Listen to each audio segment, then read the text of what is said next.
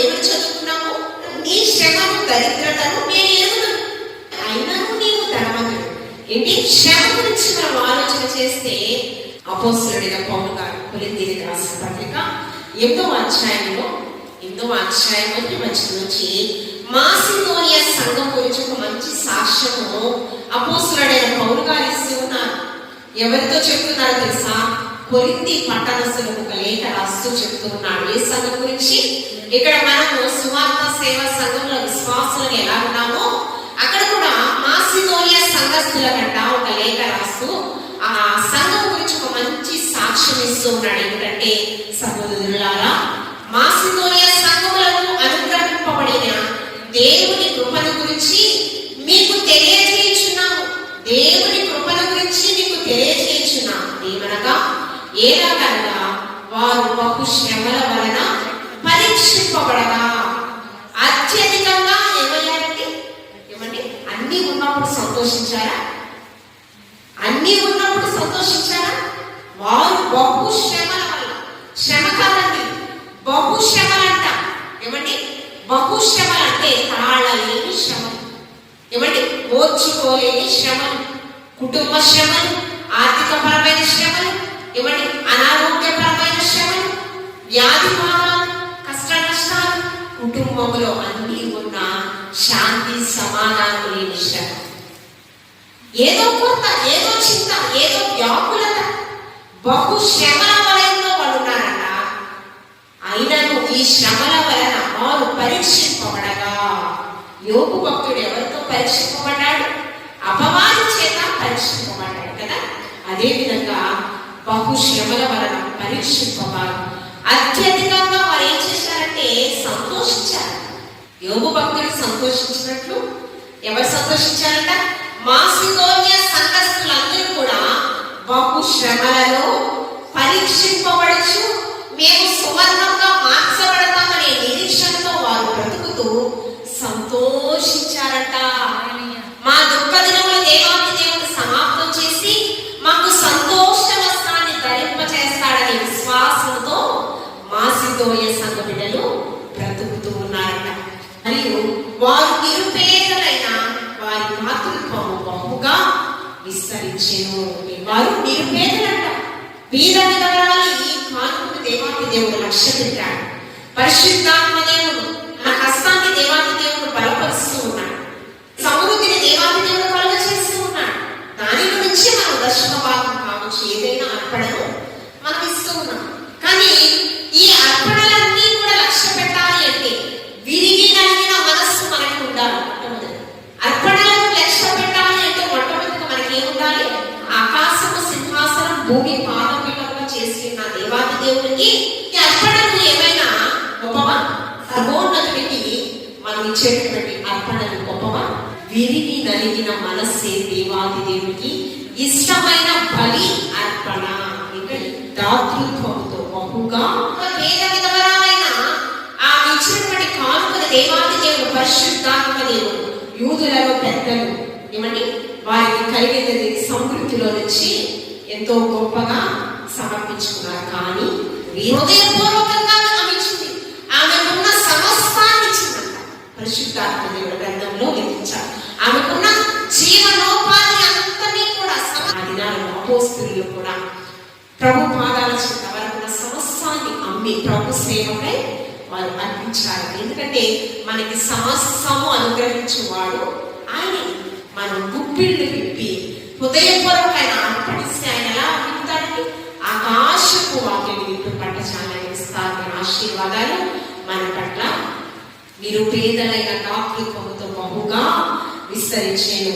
కృప విషయంలోను పరిశుద్ధల కొరమైన పరిచయను పాలుపొందు విషయంలోను మన పూర్వకముగా మమ్మను వేడుకొనిచ్చు. వారు తమ సామర్థ్యము కొలది కాక సామర్థ్యము కంటే ఎక్కువగా తమంతట తామే ఇచ్చినని మీకు సాక్ష్యం ఇచ్చుచూ ఉన్నాము.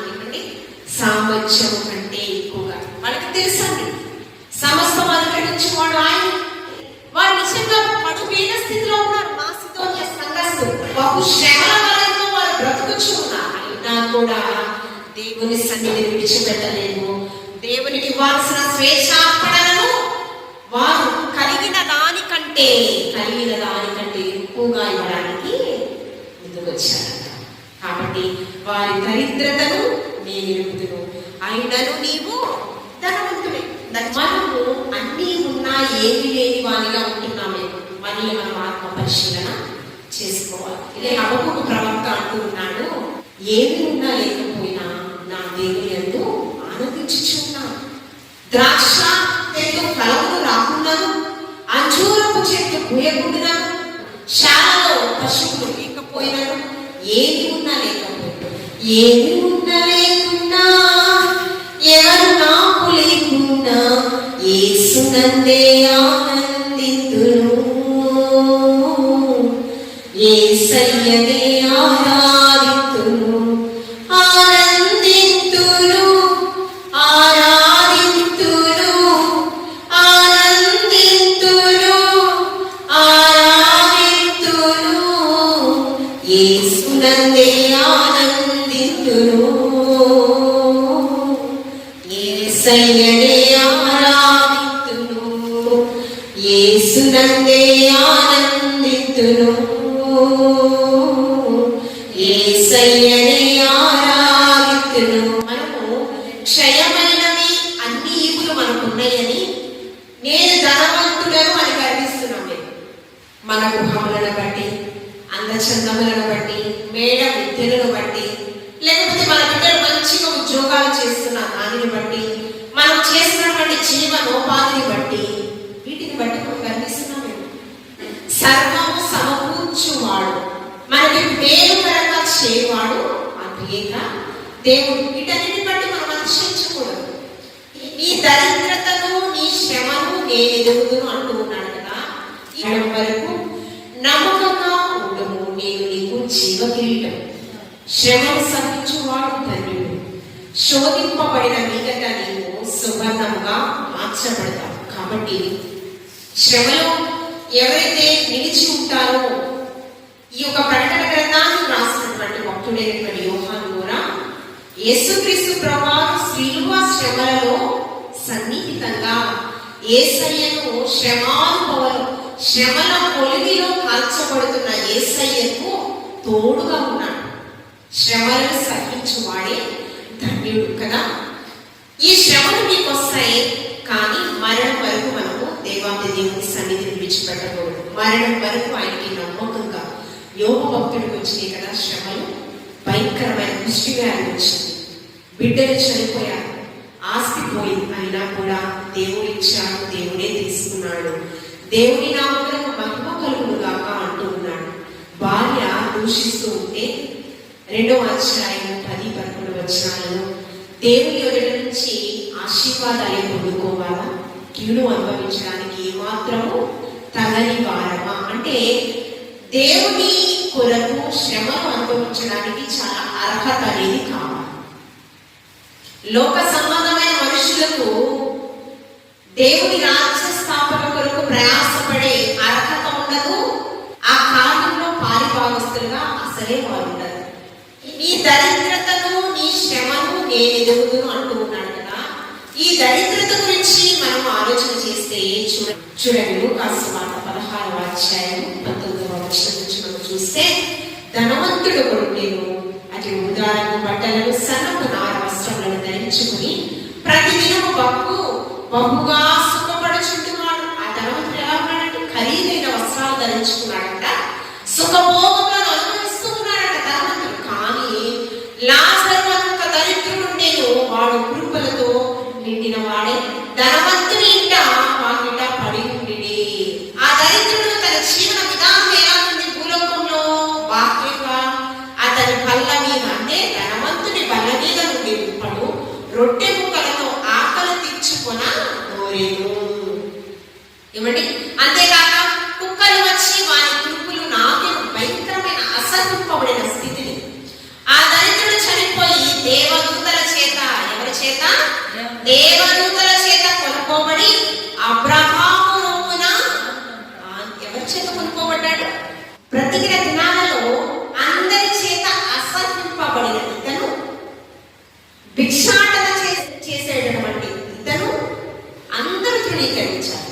అసహించుకున్నాడు, చీచి అన్నవాడు. కానీ అందరూ ఎవరు విడిచినా నేను విడువను, ముదుగు వచ్చి వరకు నేను ఎత్తుకొని ముద్దాడు వాడను.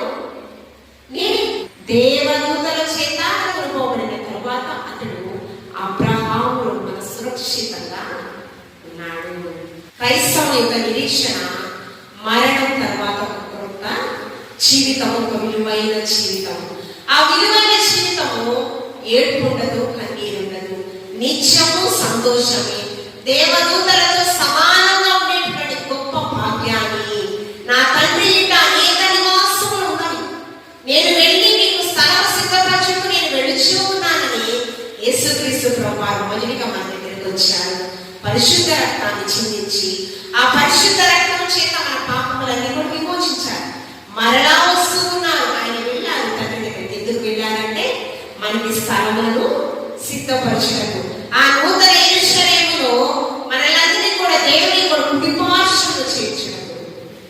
మనము ఈ లోకంలో సమస్తాన్ని సంపాదించుకుని ధనమే అన్నిటికీ మూలము, ధనము లేకపోతే మనిషి మనుగడ లేదు అన్నట్టు మనం బ్రతికితే దేన్ని కోల్పోతామండి?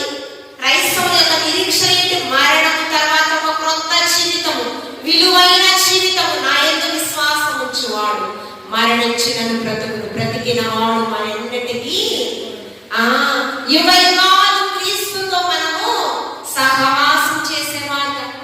క్రీస్తు కృపాసనకు చేరేటటువంటి గొప్ప ధన్యతను దేవాది దేవుడు మనకి ఇవ్వడానికి సిద్ధంగా ఉన్నాడు. కాబట్టి చదవబడినటువంటి లేఖన భాగంలో మరొక మాట చూడండి. నీ శ్రమను, నీ దరిద్రతను నేను ఎరుగుదును, అయినను నీవు ధనవంతుడు. ఆ ధనం ఎక్కడుందండి? పరలోక ధనము. ఆ పరలోక ధనాన్ని సంపాదించుకున్నాడు పుష్టి వ్యాధిగ్రస్తుడైనటువంటి దరిద్రుడైనటువంటి లాజరు. పరలోక ధనాన్ని సమకూర్చుకున్నాడు యోబు భక్తుడు. పరలోక ధనాన్ని సమకూర్చుకున్నాడు అబ్రహాము గారు. ఏమండి? పరలోక ధనాన్ని సమకూర్చుకున్నాడు నోవాహు గారు. పరలోక ధనాన్ని సమకూర్చుకున్నాడు హానోకు గారు. పరలోక ధనాన్ని సమకూర్చుకున్నాడు మోషే. మనం కూడా పరలోక ధనాన్ని సమకూర్చుకోవలసింది. దేవునితో విడదీయరాని బంధాన్ని కలిగి, దేవునితో అంటుకట్టబడిన జీవితం కలిగే విధంగా మన జీవితాన్ని మలుచుకుంటాం. దేవుని యొక్క వాక్యంతో ప్రతి ఒక్క సమయమందు, అసమయంలో ఉదక స్నానం చేయవచ్చు. ఆయాసకరమైన క్రియలను విసర్జిస్తాం.